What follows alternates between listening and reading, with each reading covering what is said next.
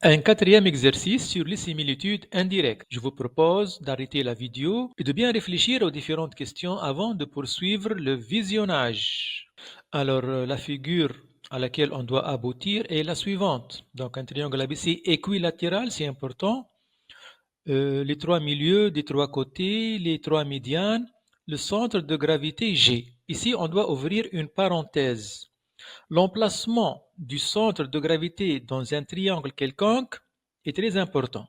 Il est situé aux 2/3 de chaque médiane à partir du sommet. C'est-à-dire cette distance-là, GA, c'est 2/3 AI. En d'autres termes, la distance GA, c'est le double de la distance GI. En d'autres termes, l'homoticide de centre G est de rapport -1/2, elle envoie le A vers I. Cette même homoticie, elle envoie le B vers J. Cette même homoticie, elle envoie le C vers K.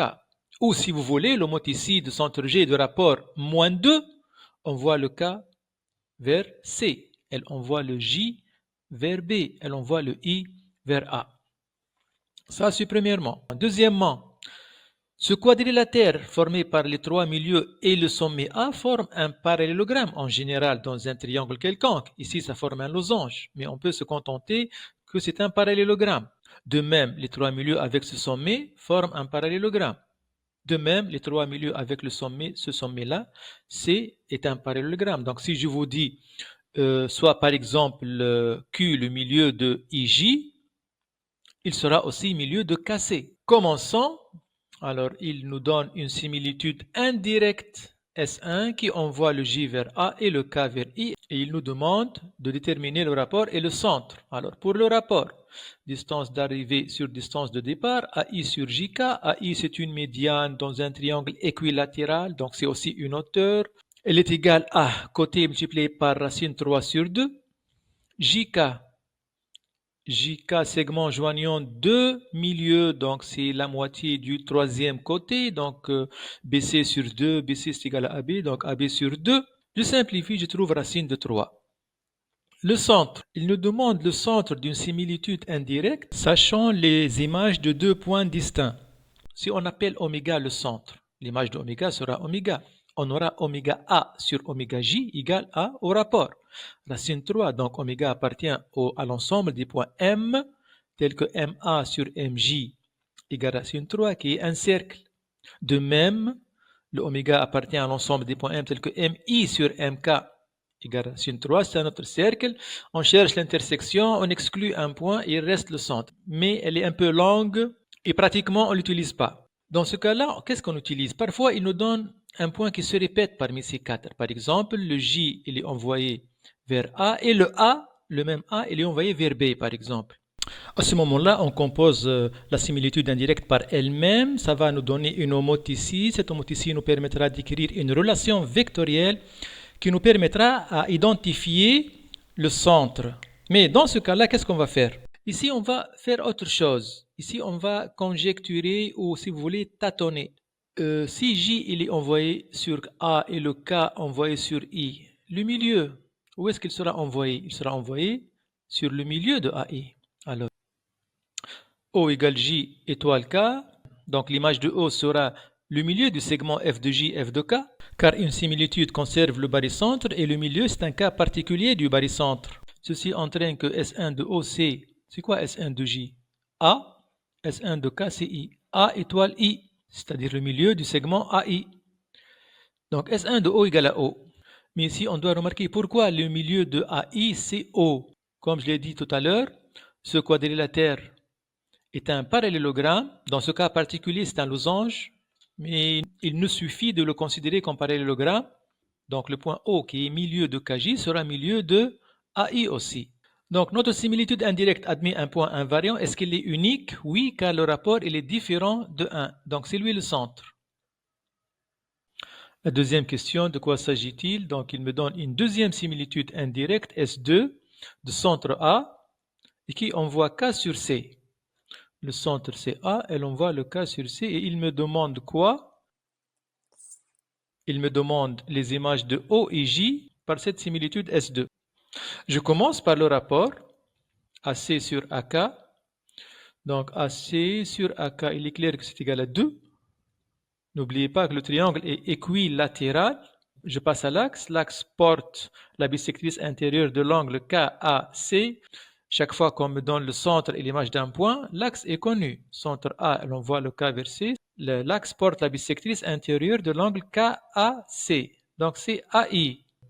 Avant de chercher les images de O et J, je cherche la forme réduite. Notre similitude, donc c'est la similitude indirecte de centre A, de rapport 2 et d'axe AI. Donc on peut l'écrire comme composé de l'homoticide centre A et de rapport 2 et de la symétrie orthogonale d'axe AI. Il y a commutativité ici. Donc pour déterminer l'image de O, j'applique à O cette composée. J'ai choisi celle-là. Donc HA2 de O, homoticide centre A et de rapport 2, l'image de O c'est I. SAI de I. Mais le I appartient à l'axe de la symétrie orthogonale, il est invariant, l'image c'est I. On a pu aussi utiliser cette composée, donc SAI de O, c'est quoi? Symétrique de O par rapport à cette droite, ça reste O, HA2 de O, c'est I. S2 de J, même chose, l'image de J par l'homoticide centre A et de rapport 2, c'est C, ça devient S de C. Symétrique de C par rapport à AI, c'est B. Donc on nous donne une similitude indirecte F, puis une autre G. Il me demande de déterminer G de C.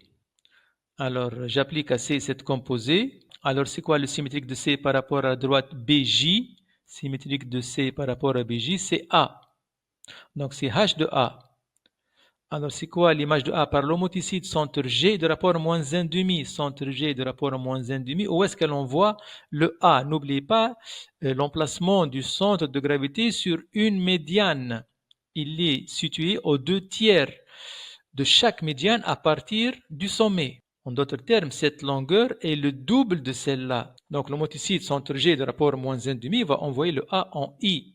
G de A. C'est quoi le symétrique de A par rapport à cette droite? BJ, c'est C, donc H de C. Alors, l'homoticide centre G de rapport moins 1,5, elle va envoyer le C vers K. Alors, que peut-on déduire? Remarquez bien que cette similitude indirecte, ceci c'est une similitude indirecte, c'est la composée d'une similitude directe et d'une similitude indirecte. Donc, c'est une similitude indirecte. Elle fait la même chose que F. Elle envoie le C vers I. L'image de C, c'est I. L'image de A vers K. Mais on sait qu'il y a une seule similitude indirecte qui fait cela, à condition que cette distance non nulle et cette distance non nulle, ce qui est vérifié. Donc, à cause de cette unicité, F est égal à G. F, c'est égal à G. Alors, c'est quoi la forme réduite? On a F égale ceci. On peut se demander, mais voilà la forme réduite, elle est devant nous. Pourquoi il me demande? Non, ce n'est pas la forme réduite. La forme réduite nécessite qu'ici, il y a un rapport strictement positif et que ce centre-là de l'homoticide appartient à l'axe, ce qui est vérifié. Mais il reste la positivité de ce rapport-là. Donc, ceci, on peut l'écrire comme composé de quoi? De l'homoticide de centre G de rapport 1,5 et de la symétrie centrale de centre G. Rang SBJ. Alors maintenant, cette symétrie centrale, on va la décomposer en deux symétries orthogonales d'axes perpendiculaires, dont l'une est celle-là. Donc, je peux écrire le suivant.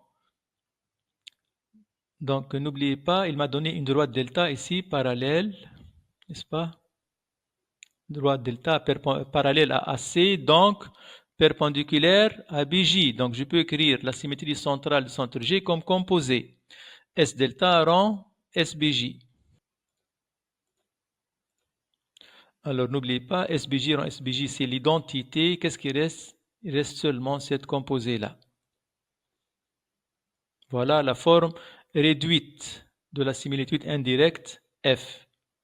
On a bien un rapport strictement positif. On a bien ici le centre de l'homoticide appartient à l'axe delta.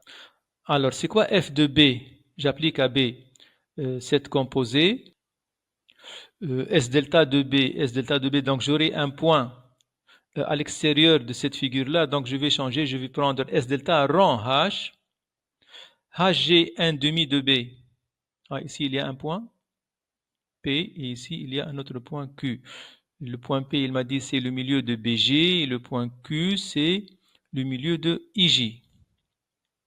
Alors, HG 1 demi de B, c'est P, donc S delta de P, et S delta de P, c'est J. J'aurais pu aussi déterminer F de B en utilisant l'expression de G, qui n'est pas une forme réduite, mais je peux l'utiliser.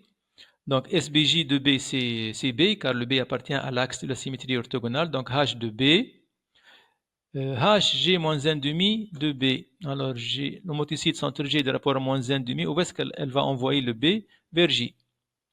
Donc, maintenant, notre similitude indirecte, on sait qu'elle envoie le C vers I, le A vers K et le B vers J. Il me demande l'image de la droite IK. I, c'est le milieu du segment BC, donc son image sera milieu des images. Je connais F de B, je connais F de C. C'est le milieu donc de IJ. C'est quoi le milieu de IJ? C'est Q. Donc maintenant, je connais l'image de I. Quelle est l'image de K? K, c'est le milieu de AB, n'est-ce pas? Donc son image sera le milieu du segment F de A, F de B. C'est-à-dire, il sera le milieu du segment KJ. C'est quoi le milieu de KJ? C'est O.